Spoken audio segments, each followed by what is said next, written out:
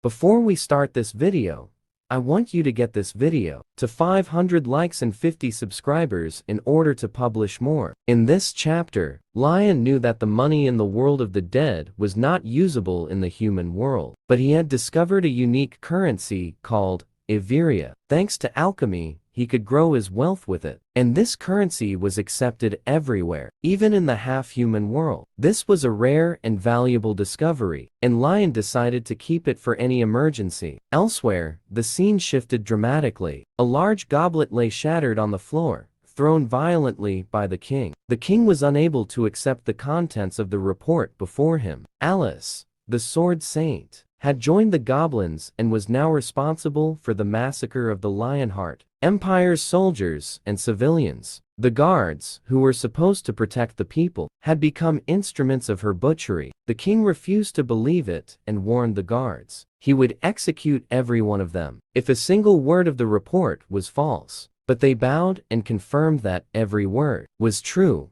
Alice had indeed become a fallen angel. The king couldn't comprehend what was happening. He never imagined that a scattered group of goblins could go this far. But the shock wasn't over. Another soldier burst into the hall with even worse news. The city of Clintford has fallen. The city had fiercely resisted, led by the Archmage Clint. However, Alice had arrived with the goblins, stormed the castle, and carried out a brutal massacre that claimed thousands, including the Archmage Clint himself. The king stood frozen as the truth unfolded before his eyes. A noble and holy saint had turned her sword against her own people for the sake of goblins. The king considered it pure madness, but he would not give in to despair. As ruler of the Lionheart Empire, he swore to avenge his family and people. He ordered the soldiers to summon all the ministers and the old pope, for matters had gone too far. The castle quickly filled with the empire's most powerful officials. The king stood proudly and announced that they would declare war on the goblin tribes. He stated that the fall of Clintford was an unforgettable day in the empire's history, a day that should be etched into their hearts and bones. He declared they would reclaim Iveria and rebuild Clintford Castle. A murmur of surprise rippled through the hall. No one expected the king to declare open war on the goblins. Then, an old man stood up, the Pope of the Lionheart Empire. He calmly asked the king if his decision was final, because declaring war on the goblins also meant declaring war on the Great Tomb. Driven by emotion and duty, the king replied that the Great Tomb had always been a latent danger that could no longer be ignored. Everyone realized the gravity of the situation. The Pope then instructed the soldiers to send a message to every temple in the country, gathering all forces at the heart of the empire. As the soldiers began their preparations, the king loudly proclaimed that victory would once again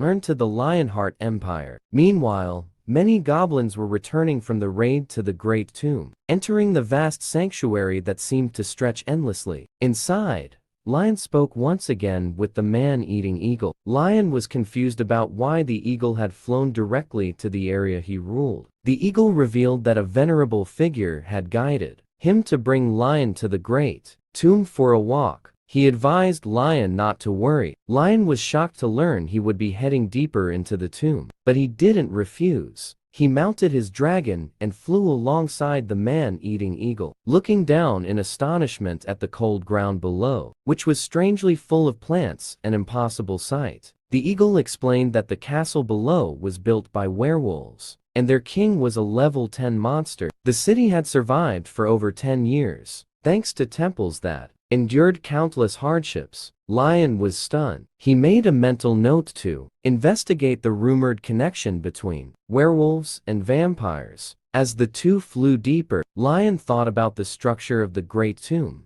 It was ruled not only by 4 great princes, but also housed many strange races, often persecuted or mistreated by humans. Eventually, they arrived at a dark, abandoned castle. The eagle and Lion landed near its entrance. As Lion dismounted his dragon, he heard the sound of bones beneath his feet. The ground was covered in corpses. He ordered his dragon to stay outside and entered the castle with the eagle. Inside, they formed a magical circle beneath their feet. The eagle explained that it was a magical elevator that would take them to the command room. The elevator transported them through multiple floors, sometimes leaving them floating in the air. Finally, they reached the lowest level. Lion looked around, amazed by the vastness and darkness of the place. It was like a huge monster farm. Suddenly, the monsters parted. A much stronger being entered the scene. The story's focus shifted to a throne of bones, where a figure covered in darkness sat, the master of death and magic, and the ruler of the great tomb. This was a level 100 spiritual master who radiated energy exceeding 10,000 points. Lion smiled nervously, unable to believe the immense power of this being. He remembered that this creature had once been defeated by humans and forced into a treaty, which made him even more cautious. He bowed deeply and greeted the occupant of the throne. The man-eating eagle praised Lion, describing him as venerable and handsome. Lion was indifferent, which set off an alarm. But before anything could go wrong, a woman standing beside the throne laughed, calling Lion a little boy. She told him that the king of the great tomb was actually a queen. Lion blinked in surprise. It was the lady of the great tomb, the queen of bones herself. Finally, the queen spoke. She had already heard of Lion's actions in the magical city. Both women, clearly powerful, were curious and impressed to hear that he had succeeded in convincing the forest saint to join his cause. And so Lion's journey into the depths of the great tomb had truly begun. So, my friend, today's chapter is over. Have a nice day.